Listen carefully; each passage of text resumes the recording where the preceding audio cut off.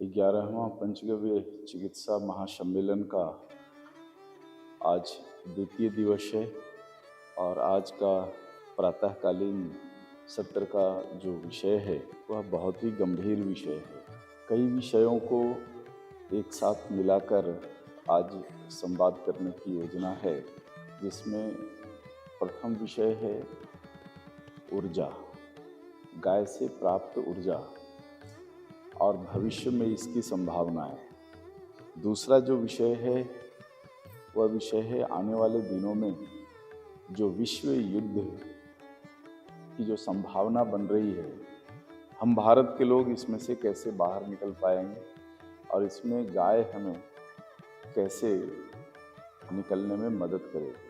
और तीसरा विषय है वह है आने वाले दिनों में जो परजीवियों का संकट प्रतिवर्ष बढ़ता जा रहा है, इससे हम कैसे बच करके रहें और हम भारत के लोगों को कैसे बचा लें। विशेषकर ये जो दो विषय हैं, विश्व युद्ध और परजीवियों का विषय, इस पर मात्र भारत के परिप्रेक्ष्य में बात करने की कोशिश करूँगा और गाय हमें कैसे मदद कर सकती है, इस विषय को रखने की कोशिश करूँगा।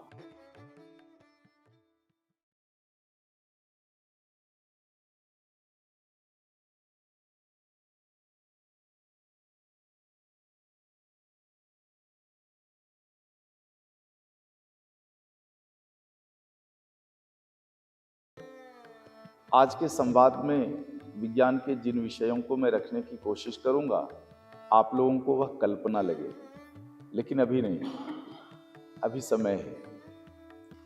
हमारे बाद वाली पीढ़ियां विज्ञान के उस संदर्भ को लेकर के आगे बढ़ेगी। अभी उसका पर्याप्त समय नहीं आया है। इस विषय को समझने के लिए देखो, एक उदाहरण रख सकता हूं मैं, और बार बार देखो उदाहरण रखने की मैं कोशिश इसीलिए करता हूं क्योंकि उदाहरण से किसी विषय को समझना सबसे सरल कार्य है, सबसे सरल है। आप में से बहुत सारे जो गविसिद्ध भाई हैं, बहनें भी हैं, बहुत सारी ऐसी जिन्होंने नाड़ी विज्ञान पर अच्छा कार्य किया है, अच्छी पकड़ बनाई है। किसी भी मरीज को देखते के साथ आपका जो एक अनुमान होता है कि इसको ये बीमारी होगी, स्पर्श बहुत दूर की बात है। स्पर्श तो नाड़ी विज्ञान का पहला चरण है। जब आप उससे ऊपर उठते हैं तब स्पर्श की जरूरत नहीं पड़ती है। देखते के साथ समझ बन जाती है कि पंच महाभूत में इस मरीज के शरीर में कौन से महाभूत की कमी है या कौन से महाभूत की अधिकता है, जिसको हम वात पित्त और कफ की संज्ञा से जानते हैं। दूसरे चरण तक आप में से बहुत सारे गविसिद्ध भाई बहन दूसरे चरण तक पहुंच गए हैं। नाड़ी विज्ञान के इस दूसरे चरण को प्राप्त कर लिया है। नाड़ी विज्ञान का जो तीसरा चरण है, उसमें जाने की आवश्यकता आपको है, और वह है ध्वनि को समझना, कि किसी की ध्वनि से उसके शरीर के महाभूतों का आकलन कर लेना। ये तीसरा चरण है। तीसरे चरण में अभी प्रवेश नहीं हुआ है आपका, और इसके आगे एक और चरण है, चौथा चरण, जिसमें मात्र मरीज का संदर्भ जानना काफी होता है। इसलिए मैंने कहा कि ये जो पीढ़ी है, ये पीढ़ी नहीं, ऊर्जा के उस स्वरूप पर पहुंचेगा आपके आने वाली पीढ़ी जो पीछे है, लेकिन आप उसको तैयार करोगे तब। ऊर्जा के उस स्वरूप तक पहुंचने के लिए आने वाली पीढ़ियों को परिपक्व करना पड़ेगा। स्पष्ट शब्दों में कहूं तो अपने बच्चों का कैरियर और भविष्य इसमें बनाने का काम शुरू कर दो। इससे उत्कृष्ट मार्ग कुछ भी नहीं हो सकता। तो जिस प्रकार से मरीजों को देखकर, मात्र दृष्टि से हमारी जो समझ आज बन रही है कि इसके शरीर में इस ऑर्गन्स का प्रॉब्लम होगा, इस अंग की समस्या होगी, या वात पित्त कफ में इसका डिसऑर्डर होगा। यदि इस ज्ञान को मात्र मनुष्य के शरीर से ऊपर आप लेकर के जाइए और पृथ्वी को भी एक शरीर की भांति देखने का प्रयास शुरू कीजिए, तो आपको ऊर्जा के उस स्वरूप का दर्शन हो जाएगा जिस स्वरूप की परिकल्पना हम अभी नहीं कर सकते, लेकिन हमारी आने वाली पीढ़ियां उसका दर्शन भी करेगी और उसका एप्लीकेशन भी करेगी। तो ये समझ बन जाए, इसीलिए इस बार एक छाया चित्र बनाया है।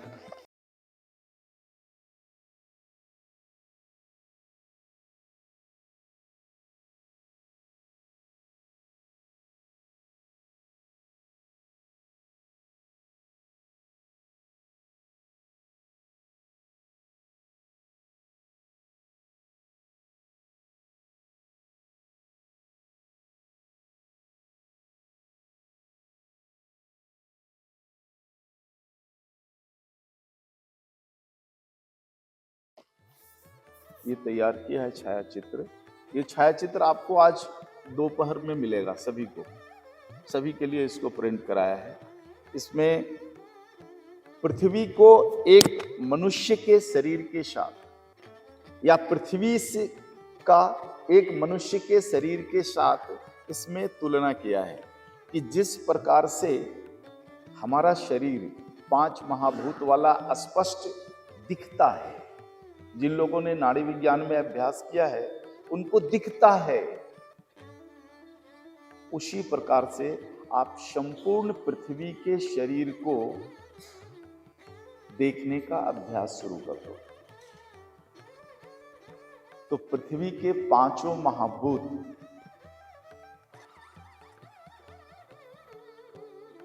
एक अद्भुत दृश्य के साथ आपकी आंखों के सामने होंगे। आपने पढ़ा पंचगव्य विज्ञान में कि मिट्टी के 5 स्वरूप हैं, जल का 4 स्वरूप है, अग्नि के 3 स्वरूप हैं, वायु का 2 स्वरूप है और आकाश का मात्र 1 स्वरूप है। एक सोच और सोच के साथ एक परिकल्पना अपने मन में यहां से लेकर के जाइए कि हमें संपूर्ण पृथ्वी को एक मानव शरीर के रूप में देखना है। इसीलिए हम सभी महाभूतों को क्या कहते हैं? कंपाउंड एलिमेंट, यौगिक तत्व। इसमें किसका योग है मिला हुआ? मात्र एक तरंग का योग मिला हुआ।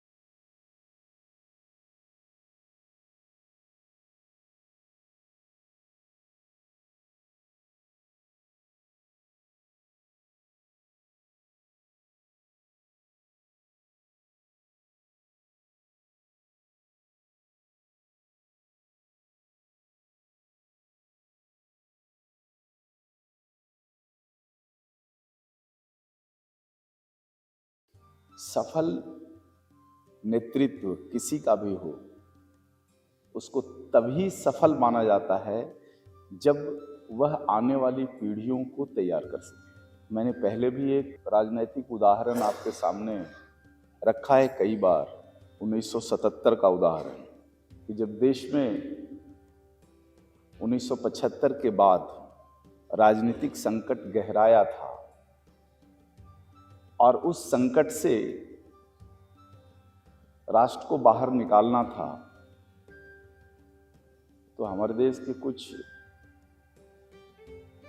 मूर्धन्य राजनीतिज्ञ सामने आए। उन्होंने संगठन भी बनाया और 1977 में आकर देश का राजनीतिक परिदृश्य ही बदल दिया। लेकिन एक जो बड़ी चूक हुई